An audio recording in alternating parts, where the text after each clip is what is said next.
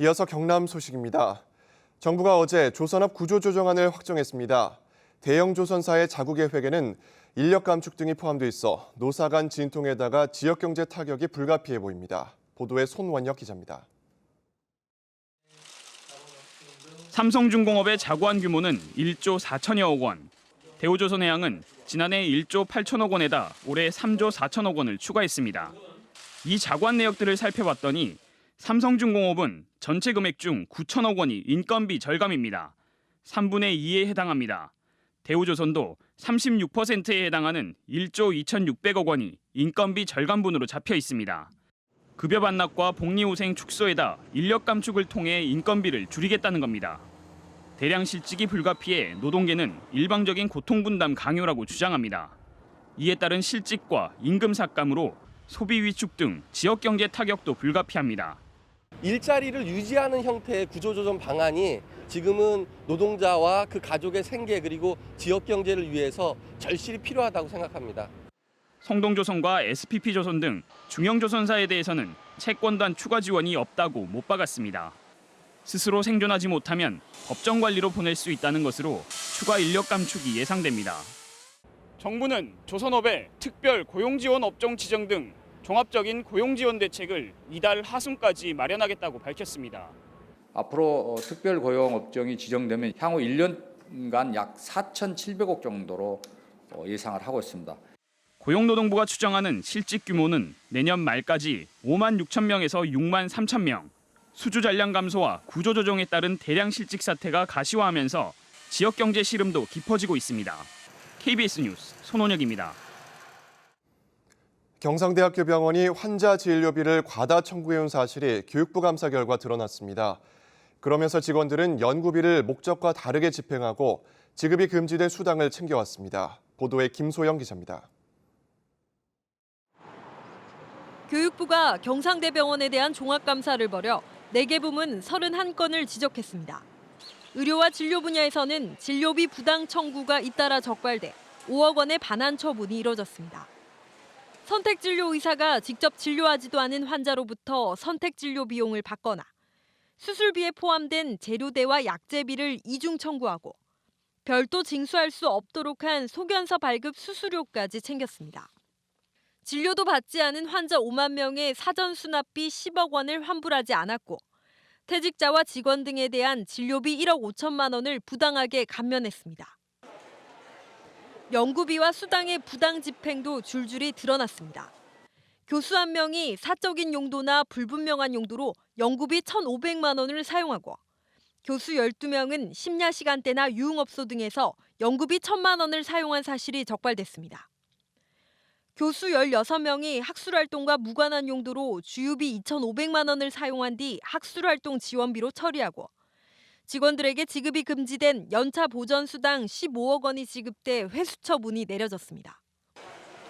경상대병원은 진료비 과다 청구는 지난 2012년 이후 발생하지 않고 있으며 연구비와 학술 지원비의 경우 일부 정산이한데 발생한 행정착오라고 해명했습니다. 경상대학교 병원은 전체 지적사항 31건 가운데 11건이 잘못됐다며 이의 신청을 했지만 교육부는 이 가운데 6건의 이의 신청만 받아들였습니다. KBS 뉴스 김소영입니다. 학교 급식 정보 공개를 의무화하는 조례안이 어제 경남도의회 상임위를 통과했습니다. 경남도의회 교육상임위는 지난달 17일 발의한 조례 내용 가운데 학교 급식 만족도 조사를 1년에 2차례에서 1차례 하는 내용으로 부분 수정에 통과시켰습니다. 이 조례안은 급식 예산 운용과 납품업체별 계약, 집행 현황 등 거의 모든 정보를 공개 대상으로 하고 있습니다. 현대 로템이 처음으로 동력 분산식 고속철 수주에 성공했습니다. 현대 로템은 부산 마산 경전선에 투입될 1,015억 원 규모의 동력 분산식 고속열차를 코레일로부터 수주했다고 밝혔습니다. 동력 분산식은 동력 장치가 각각의 차량에 분산돼 있어 기존의 동력 집중식에 비해 효율적인 방식이라고 로템은 설명했습니다. 로템은 이를 통해 터키와 말레이시아 등 해외 고속철 입찰 기반을 마련했다고 밝혔습니다.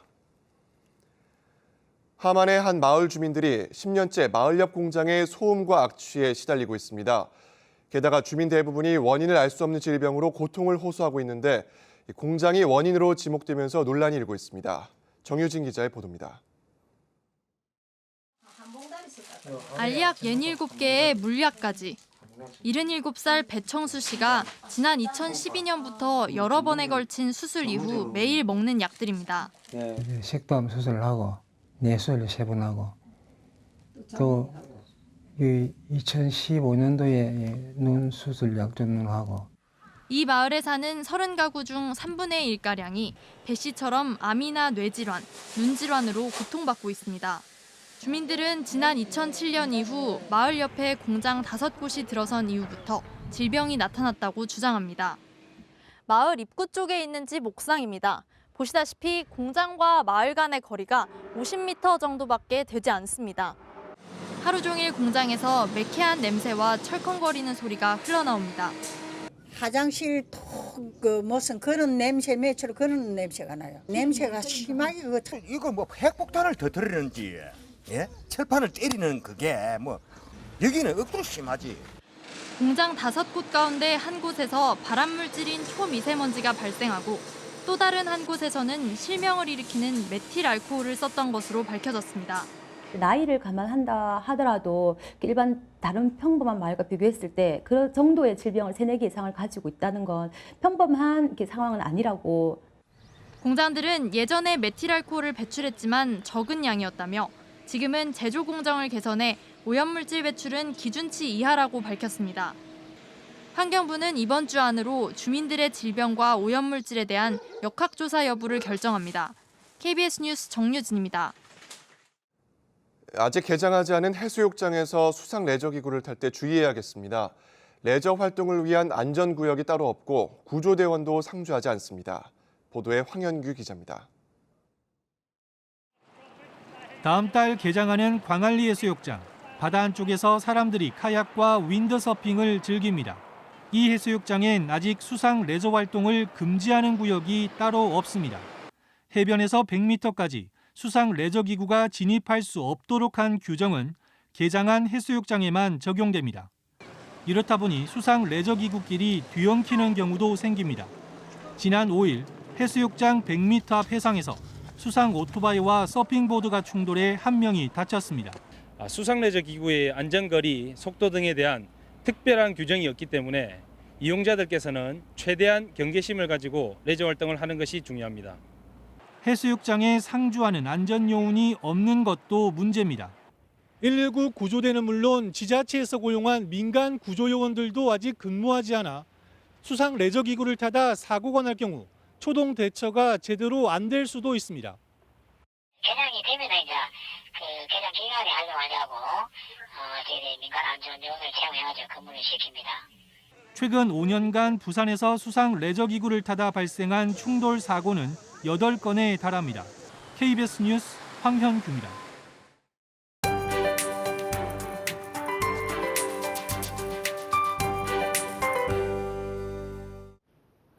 오늘은 1년 중 양기가 가장 가득하다는 명절 단오입니다. 더위가 다시 고개를 들겠는데요. 낮 기온 30도 안팎까지 올라 볕도 무척 강하겠습니다. 자외선 차단에 신경 쓰셔야겠고요. 갑작스러운 소나기에도 대비하셔야겠습니다. 김해와 양산을 비롯한 동부 내륙은 오후 한때 비가 지나겠습니다.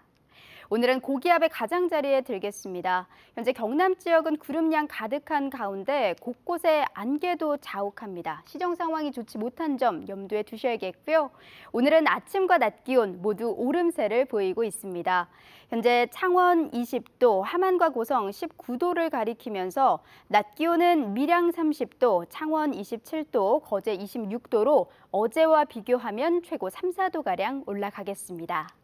서부 지역입니다. 현재 진주 19도, 거창 17도를 가리키면서 아침, 저녁으로 크게 쌀쌀하지 않은 모습인데요. 낮 기온은 사천 29도, 거창과 산청 28도로 예년 수준을 웃돌겠습니다. 바다엔 안개가 짙게 끼겠습니다. 물결은 0.5에서 최고 1.5m로 모든 해상에서 낮게 일겠습니다. 모레까지는 낮 기온 30도 안팎까지 올라 덥겠습니다. 옷차림 가볍게 하셔야겠고요. 일교차도 10도가량 벌어지겠습니다. 기상정보였습니다. 100여 개 기업이 참여해 500여 명을 채용하는 2016년 지역산업연계 합동 채용 박람회가 오는 14일 창원 컨벤션센터에서 열립니다. 소기업과 소상공인을 위해 농협은행이 경남신용보증재단에 10억 원을 출연하고 재단은 150억 원을 특별 보증하는 상생협약을 체결했습니다. 중국 연태시에서 열린 제11회 동아시아 식품박람회에서 경남 지역 식품업체들이 520만 달러의 수출 계약을 체결했습니다. 경남 창조경제혁신센터 보육기업인 풍력발전기 생산업체 미래테크가 온라인에서 2억여 원을 모아 크라우드 펀딩 1호 기업이 됐습니다. 2016년 환경부 공모사업인 물순환 선도도시에 김해시가 최종 선정돼 4년간 150억 원을 투자합니다. 환경부는 올해 2월부터 4월까지 인구 10만 명 이상의 대도시 74곳을 대상으로 물순환 선도도시를 공모해 경남에서는 김해시를 선정했습니다. 물순환 선도도시 조성사업은 도시화로 인한 지하수 고갈과 하천 건천화 등을 막고 도심 지역에 저영향 개발 기법을 적용해 자연적 물순환을 회복하는 것입니다. 경상남도는 해양수산부 귀화학교 공모사업에 경남, 제주 등 4개 시도가 유치 경쟁을 벌인 결과 경남이 귀화학교 개설 지역으로 선정됐다고 밝혔습니다. 귀화학교는 귀화 희망자의 어촌 정착에 도움을 주는 현장 실무형 교과 과정으로 운영됩니다. 경상남도는 귀화학교 운영을 위해 경상대학교 해양과학대학과 위수탁 협약을 체결했으며 10억 원의 시설비를 들여 1,500제곱미터의 강의실과 부대시설을 마련할 예정입니다. 올해 첫 수출용 지리산 함양양과 선적식이 어제 함양농협 산지유통센터에서 열렸습니다. 어제 1차 선적분 햇양파 24톤을 시작으로 다음 달 15일까지 2,700톤, 16억 8천만 원어치가 함양 양파가 동남아시아 일대로 수출됩니다. 올해 수출 물량은 지난해보다 2.7배 늘어난 것으로 해외 시장 개척 활동이 효과를 발휘한 것으로 분석됩니다. 남해의 대표적인 특산물인 마늘이 지난 3일 초매식을 시작으로 본격적인 출하에 들어갔습니다. 남해군은 첫 경매에서 1등급 마늘이 1kg에 6,000원대로 지난해보다 약 30% 높은 가격대가 형성됐다고 밝혔습니다. 남해군은 올해 마늘 작황이 좋아 수확량이 지난해보다 약 4% 증가했다며 732만 제곱미터에서 약 1043톤의 마늘을 생산해 500억 원의 수익을 올릴 것으로 전망하고 있습니다. KBS 뉴스를 마칩니다. 고맙습니다.